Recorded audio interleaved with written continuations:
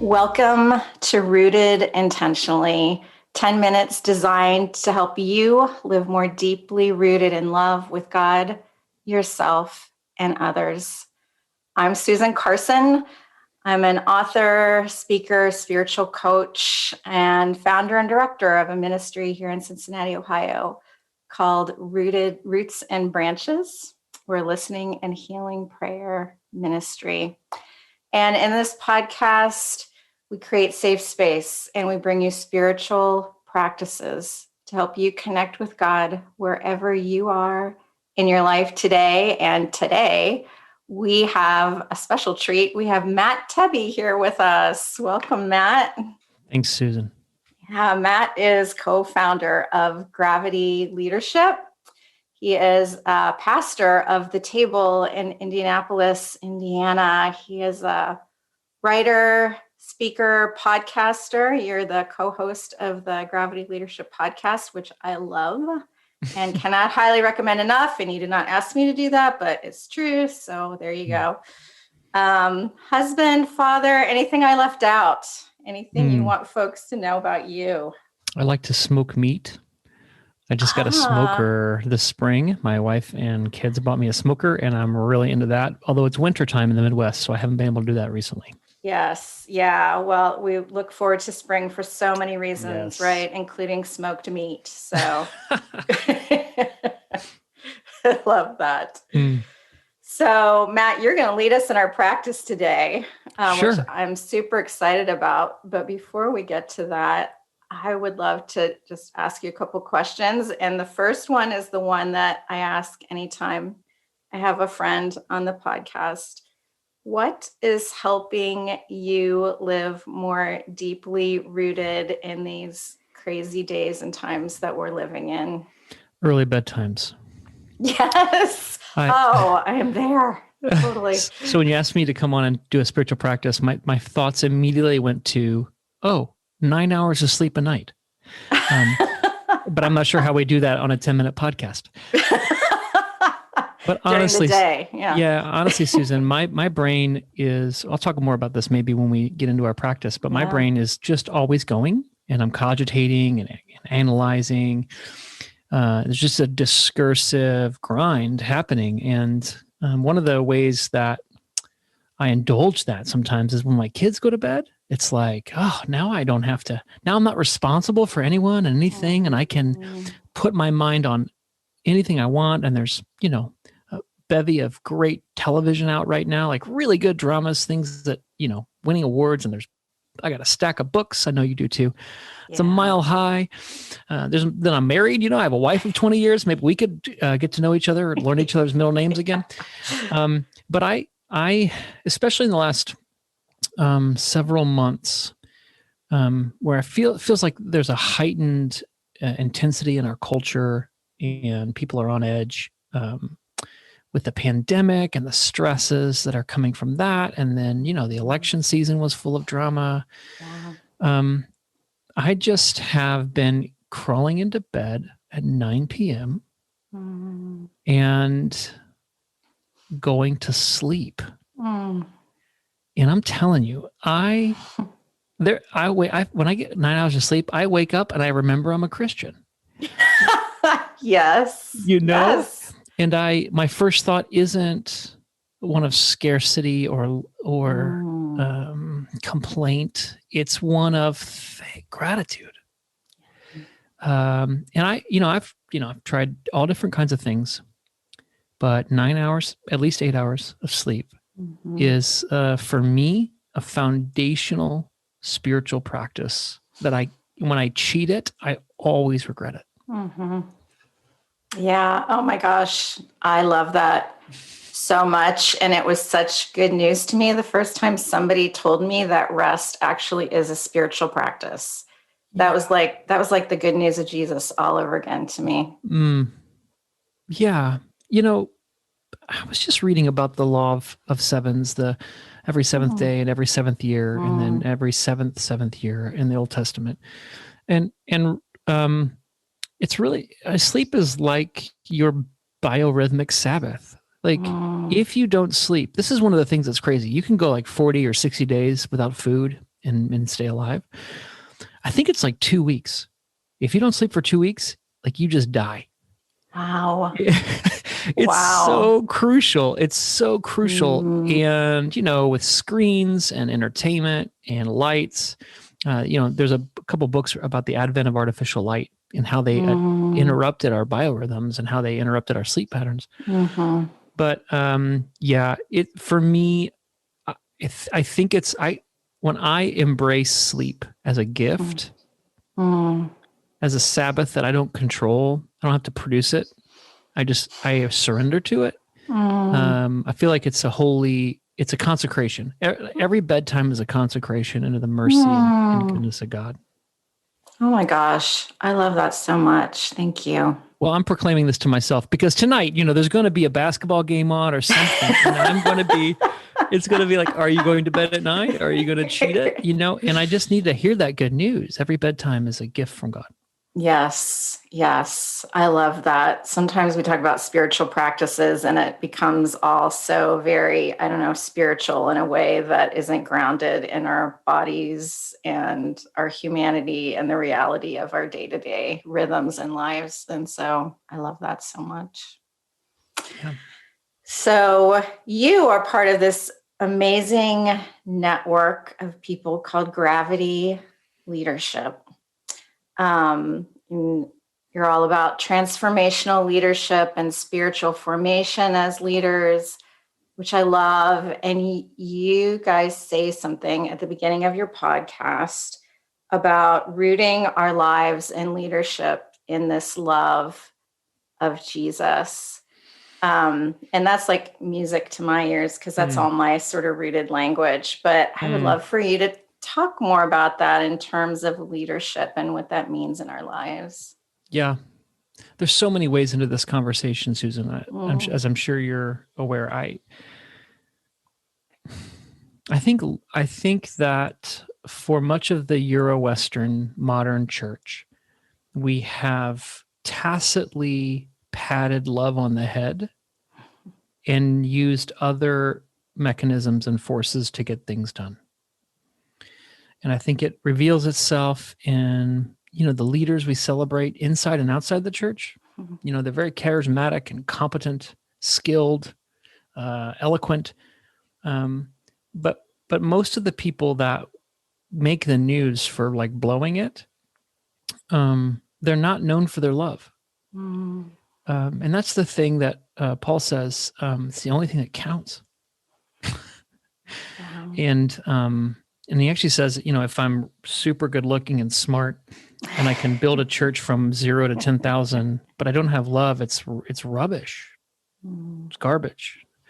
And so I think Gravity just came out of our experience of seeing the potential for rubbish leadership in ourselves and living alongside leaders whose character was falling behind their gifting and realizing we should be experts on love, or at least like, have a bachelor degree in it. We should actually have something to offer the world about what love is and how it lives and how it walks out in conflict, what it looks like in situations of power differential. How love looks different when I'm talking to my 8-year-old daughter versus when I'm talking to, I'm a white man, when I'm talking to a black woman, or when I'm talking to my bishop. How does love operate differently in all these different intersectionalities of our power and our place and our position? And I just realized, I don't know, that I didn't know a stinking thing about it. And so Gravity comes out of us wanting to take love seriously as the grounding, orienting force of the Christian life. And if love then is about being connected in relationship with other people as we are all connected in the life of the Trinity, what does that change about our assumptions? What are people for? What does authority do? What is success? What does good news sound like? Yeah. And so that's just been, I don't know, our stake in the ground, mostly out of desperation and like, if we're gonna die, and if we're gonna die on a hill, it's gonna be here. And for 5.5 years, been walking that out and creating resources and training, making things practical. How do I know if I'm loving or not? Well, here's a rubric. Here's a measure. Christ is the measure, and here's how we just assess that, so we can intentionally train in becoming more loving. So that's what we do. It's beautiful. It's beautiful. What you guys do has been a huge blessing to me, so I'm grateful for that. So before we get to the practice, which is a practical way, right, that we can connect with this love as this love is formed within us. If people want to connect with you or Gravity or any of the things you're doing, how do they do that? Yeah, you can go to gravityleadership.com. And there's a form there. You can reach out. We have a newsletter. My co-founder, Ben Sternke, puts out a newsletter once a week with links and thoughts. It's really good. He's also my co-pastor, so we get to minister alongside each other too, which is a lot of fun. But he's just he's great at that. And that's a free resource, and we don't spam you with stuff. So once a week, you can join our newsletter. We have a podcast that you mentioned, Gravity Leadership Podcast. And then there's a form on our website you can fill out, or you can just email me at matt@gravityleadership.com. Awesome. Thanks. And I can attest they will not spam you. I have not been spammed. So it's true. Yeah, there you go. All right. Well, let's take a breath and let's transition. And you are going to lead us in a spiritual practice today that I am particularly excited about. It's the spiritual practice of silence. So with that, I am going to hand it over to you to lead us through this time. And I'm going to enjoy this practice along with everybody who's with us. Great. We're going to get right into this. And this may be the first time ever somebody's tried to lead silence on a podcast. It just doesn't, I'm not sure it translates very well. We're going to do 3-minute segments of silence. I'm going to do the first one. And I invite you just to listen, because what I'm going to do during the first one is I'm going to narrate everything that's happening in my brain and body.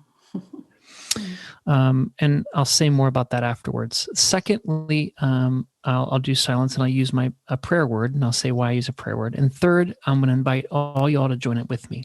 Okay. Just 2 quick caveats here. I am a beginner when it comes to silence. Every time I come to silence, it's humbling, and it's sometimes terrifying. Yeah. Right? Is that Blaise Pascal who said the most terrifying thing for a man is to be alone in a room by himself? It's terrifying to be silent. So I don't come to you today as an expert, but as a fellow wayfarer on the road to just being with Jesus. And the second thing is, the reason why silence appeals to me is partly because of that crazy mind I talked about earlier, but also because I read this quote from St. Augustine, and he said, "You were within me, Lord, but I was outside myself." And as soon as I read that quote, I remember thinking, I spend so much of my time outside myself, in the past, in the future, about things that may happen, or all external, right? Reading, listening. And I realized, like, when I feel estranged from God, part of the reason is I'm not inside myself. Part of the reason is I'm not tending to what's going on. So silence for me is a doorway into the presence of God that is already here. So here's how I begin every time I'm silent. And you're going to keep time for us? Yes, I am. Thank you, Susan. This might be this. I've never done this before. This might be weird, but let's give it a shot. There's a reason I'm doing this, and we'll talk about it afterwards. We're going to spend 3 minutes. I take a deep breath.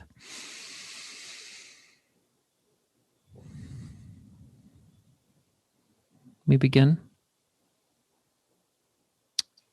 I just ate too much food, and my stomach is a little bit full, and I'm feeling thirsty. Also, I got new glasses and they're hurting my ears. And so I feel pain behind my ears. And I'm frustrated by that thought because I have to probably drive 20 minutes back to the eye doctor and have them refix my glasses that are hurting my head. And I can see out of them great, but they hurt me. And that's frustrating. I don't have time for that. Who's got time for that? I don't have time for that. Speaking of time, I didn't have enough time to get my new chair today. And I'm sitting in an old wooden chair and my lower back is hurting. Part of that is, thankfully, I got to go for a run today because it's beautiful. And my dog is hopefully going to let me go to sleep early tonight.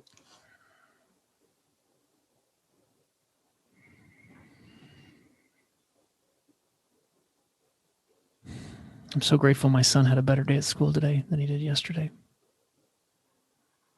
Such a hard night last night with him. After this is over, I can't wait till the silence is done because I'm going to go outside and chop wood. And it's one of my favorite things to do. And it's above 45 degrees here. So I'm going to probably chop wood and have a little fire tonight. It's one of my favorite things to do. And sit around my fire and enjoy this night sky. So I'm really looking forward to that. It's really hard to be silent right now because I'm looking forward to that. And that's about 3 minutes. Yeah. So,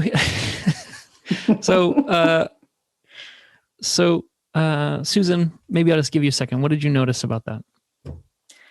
Well, I noticed that a lot goes on in your mind, Matt. You should try being inside this mind. Yeah. Yeah, we have a lot of thoughts, right? We're aware of our bodies. You're very aware of just not thoughts, but even physically what you were experiencing. Yes, my mind wants to go other places than right here. Yeah.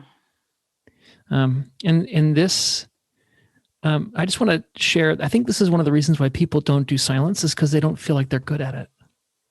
They feel like they do it wrong.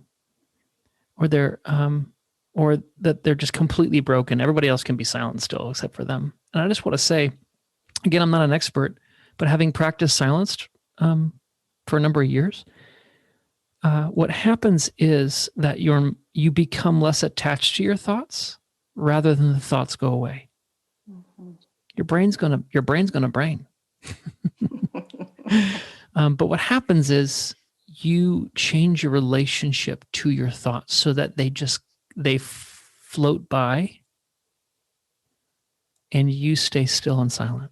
Mm-hmm. So I just want to encourage you, having thoughts that pull you away is part of it.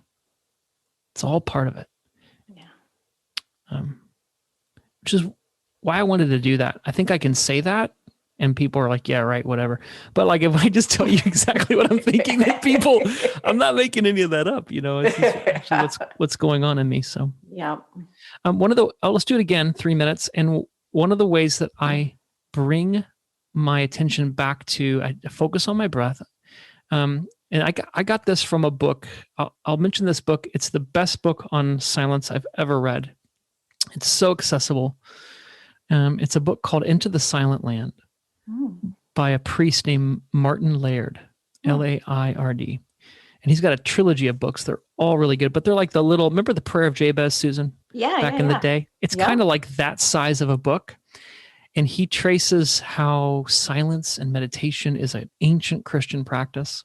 And he draws upon that ancient Christian tradition, and it's beautiful and gorgeous. And he commends a prayer word.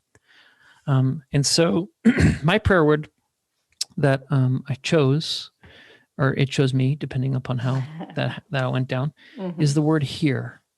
And that word does a couple things for me. One, it is an offering here, like a surrender, like a little kid offering something to their mom. But then also it is a anchor to bring me back to the present. Be here. Be here. And then third, it's a confession that God is here. One of the things we say at Gravity is God is so real, he most fully meets us where we really are. And silence allows us to be where we really are. Yeah. So let's try it again. And I'll just, I won't tell you all the things I'm thinking. They're all still happening. Usually. But what I'll do is I'll just demonstrate how I use my prayer word. Awesome. So let's take a deep breath. And then begin. Here.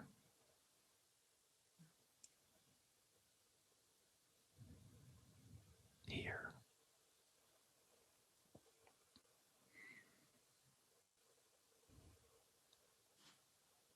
Here.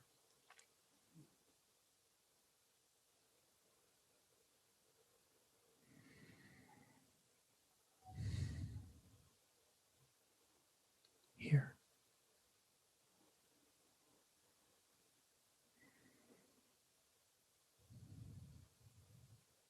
Here.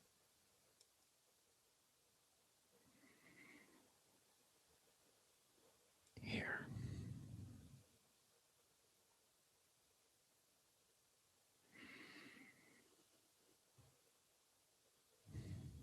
Here.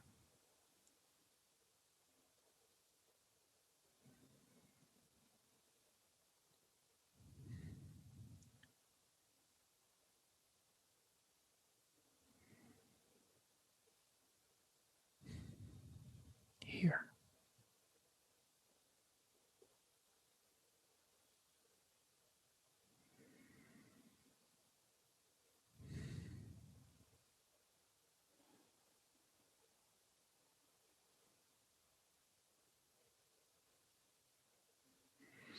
Here.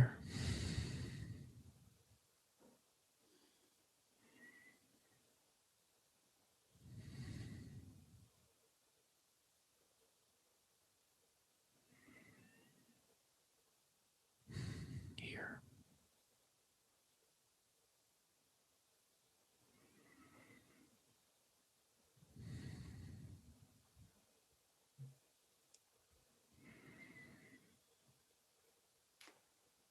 Here. And that's about 3 minutes. Yes. All right. So get ready, because we're going to all practice this together. And you don't have to have a prayer word, but if you wanted to try one silently while we did it, so a lot of people choose Jesus or Lord. Some people choose Maranatha, which means come, Lord Jesus. Some people use the Jesus prayer, Jesus, Son of God, have mercy on me, a sinner. But it could just be an important word to you, peace.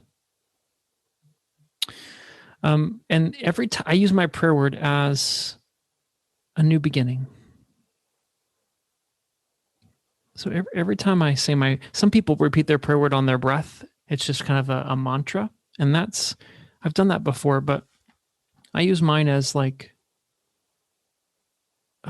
to punctuate once again, gathering up my spirit and being here. Mm-hmm. And then, my brain pulls me away, my mind. I just gently bring my attention and focus back to here. God's here. I'm here. Here you go. So that's how I use it. I won't say it out loud this time. Susan, you're going to do this with me now? Yes. Let's just be silent for 3 minutes and and be here. Awesome. I invite the listeners to do this with us too, hey? Let's be silent. Yes. Mm-hmm.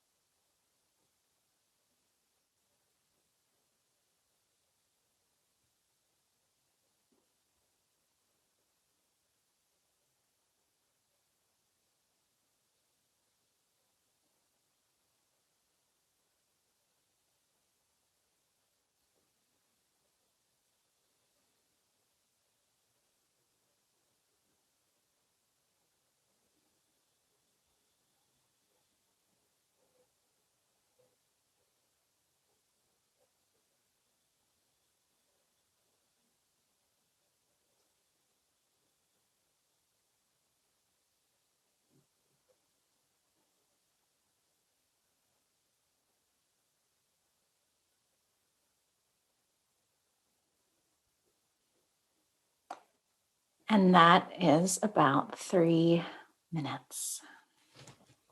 Yeah. How was that for you? Well, honestly, I was a little distracted because I'm keeping an eye on the time.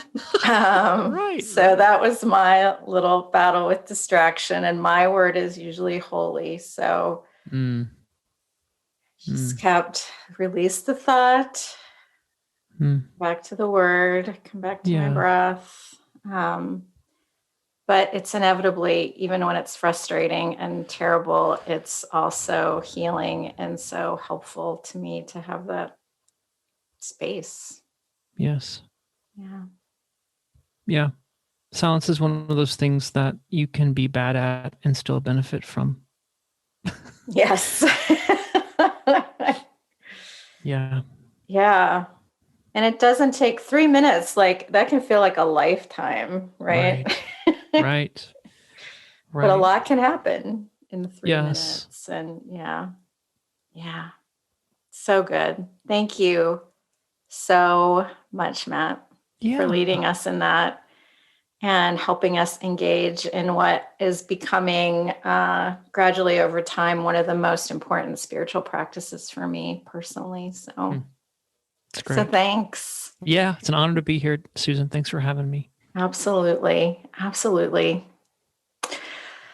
Well, I hope this time has been meaningful for you as it has been for me. And if it has, would you like, subscribe, share, do all the things with the podcast to let your friends know where they can find us?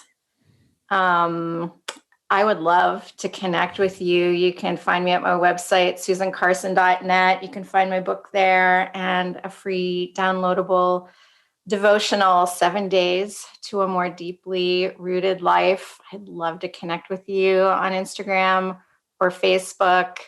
I'd love to speak at one of your events or on your podcast. And I'm also a spiritual coach. It would be a joy to journey with you. So we bless you today to live deeply rooted in love.